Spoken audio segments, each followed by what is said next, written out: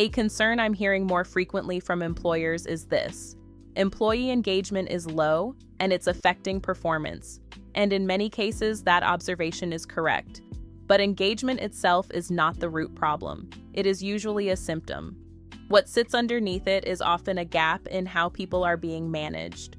In practice, I see situations where expectations are not clearly set, feedback is inconsistent or delayed, performance issues are not addressed early, and communication becomes reactive rather than structured.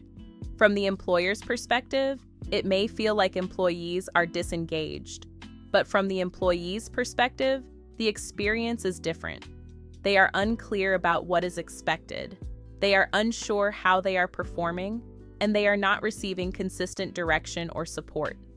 Over time, that uncertainty turns into detachment, not necessarily because employees don't care, but because the structure around them is weak. This is where the risk sits. Because low engagement does not stay isolated.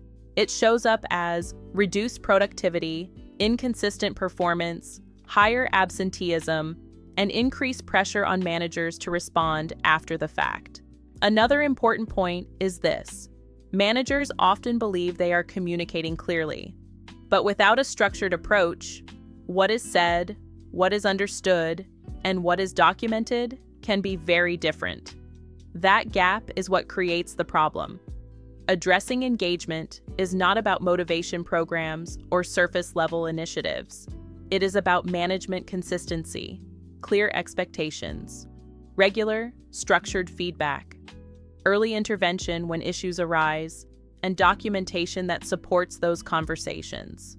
When those elements are in place, engagement tends to improve naturally, because employees understand what is required, how they are performing, and where they stand.